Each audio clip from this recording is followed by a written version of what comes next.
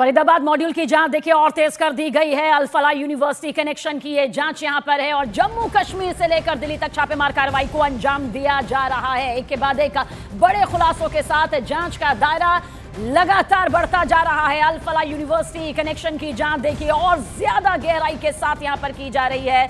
Faridabad module की जांच में और ज्यादा तेजी आ चुकी है, जिसके चलते कई जगहों पर छापेमारी कार्रवाई को अंजाम यहां पर दिया जा रहा है। दिल्ली ब्लास्ट मामले को लेकर 2 गिरफ्तारियां हो चुकी है, संदिग्धों को हिरासत में भी लिया जा चुका है। पूछताछ की यह कड़ी लगातार जारी है। लेकिन जम्मू कश्मीर से लेकर अनंतनाग तक छापेमार कार्रवाई को जहां अंजाम दिया गया, तो वहीं फरीदाबाद में भी यही तस्वीर नजर आ रही है।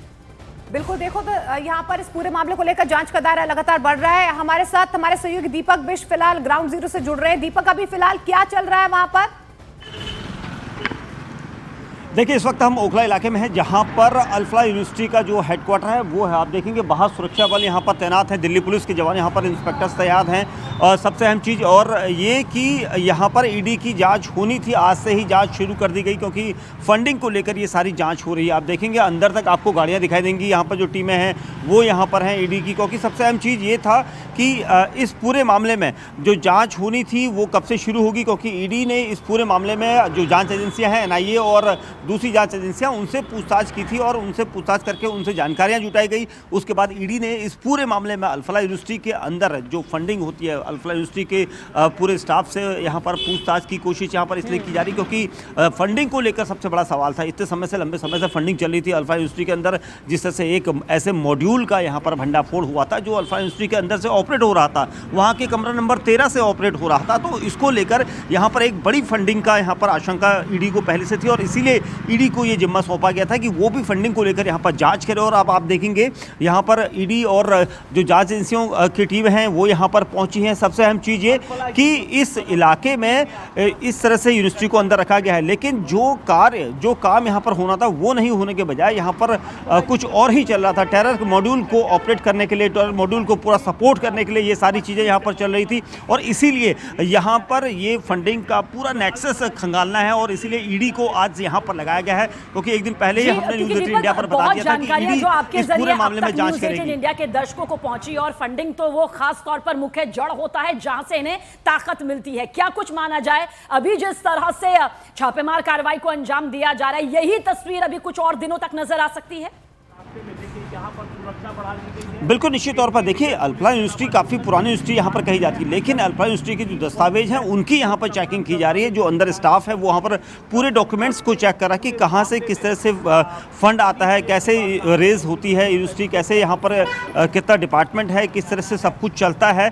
ये सारी जानकारी यहाँ पर दस्तावेजों के माध्यम से और वहाँ के स्टाफ से पूछताछ की जाएगी। और स्टाफ इसलिए भी क्योंकि सबसे अहम चीज़ माना जाता है कि कभी भी यूनिवर्सिटी के पीछे फंड कहाँ से होता है, और यहाँ पर जिस तरह से टेरर मॉड्यूल का लिंक सामने आया था उसके बाद से अल-फलाह यूनिवर्सिटी सवालों के दायरे में थी, घेरे में थी। और इसीलिए यहाँ पर जिस तरह से अल-फलाह यूनिवर्सिटी में सुबह सुबह ईडी आई है, न्यूज़ 18 इंडिया की टीम आपको यहाँ पर एक्सक्लूसिव ये तस्वीर हम दिखा रहे हैं अपने दर्शकों को, क्योंकि ये एक जांच बहुत ज़रूरी थी। किस तरह से फंड यहाँ पर रेज हो रहा है, किस तरह से फंडिंग की जा रही है, और जो मॉड्यूल यहाँ पर खड़ा किया गया था वो इस तरह से इस टेरर मॉड्यूल के जरिए ही यहाँ पर सारी चीज़ें इकट्ठा की गई थी। तो आप देखेंगे यहाँ पर भारी भरकम जो मजमा है, यहाँ पर जमावड़ा अब सुरक्षा बलों का है और सबसे अहम चीज़ दिल्ली पुलिस के जवान यहाँ पर हैं, क्योंकि इस एरिया को यहाँ पर पूरी तरह से जो अधिकारी हैं वो अंदर तक गए हुए हैं। यूनिवर्सिटी जिस एरिया में यूनिवर्सिटी है, ये बिल्डिंग के पास में, तो वहाँ पर अधिकारियों की टीम अंदर है और किसी को भी वहाँ पर आने की परमिशन नहीं है।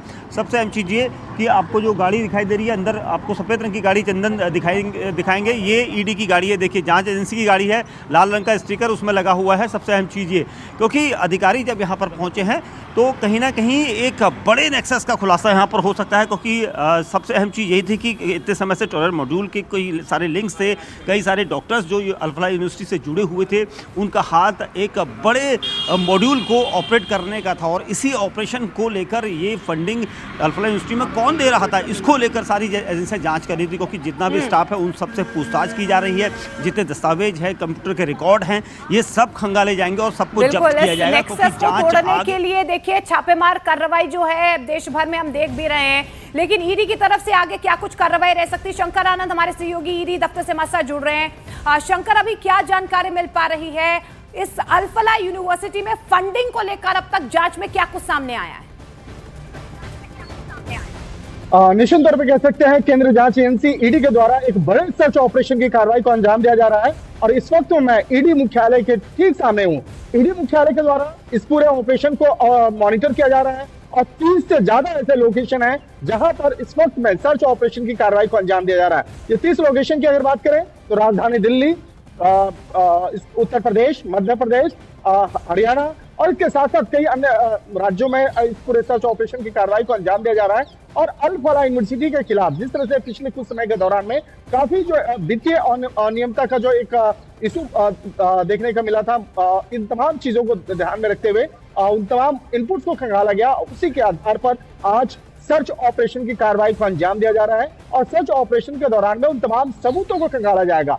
खास तौर पर जिस तरह से देखा जाए तो अल फलाह यूनिवर्सिटी के जो निदेशक हैं, उनके परिवार के कई सदस्य हैं, उनका दुबई कनेक्शन देखने को मिला था। दुबई में कई ऐसी चल और अचल संपत्तियां वहां पे बनाई गई। तो इन तमाम मसलों को ध्यान में रखते हुए उसकी दुबई और इसके साथ साथ अन्य विदेश में जो उनकी संपत्तियां, चल और अचल संपत्तियां हैं, उनको खंगाला जा रहा है। और इसके साथ साथ इस मामले पर जो किस तरह से ये संस्था आगे बढ़ी और संस्था उसके साथ साथ जिस तरह से संस्था के अंदर में जो फिनेंशियल ट्रांजेक्शन हैं वो संदिग्ध तौर पे देखने को मिला। तो इन तमाम चीजों को ध्यान में रखते हुए केंद्रीय जांच एजेंसी ईडी के द्वारा आज एक बड़े सर्च ऑपरेशन की कार्रवाई को अंजाम दिया जा रहा है। और देखा जाए अल फलाह यूनिवर्सिटी के खिलाफ पिछले कुछ दिनों पहले केंद्रीय गृह मंत्रालय में एक महत्वपूर्ण बैठक हुई थी जिसमें की अध्यक्षता खुद केंद्रीय गृह मंत्री कर रहे थे।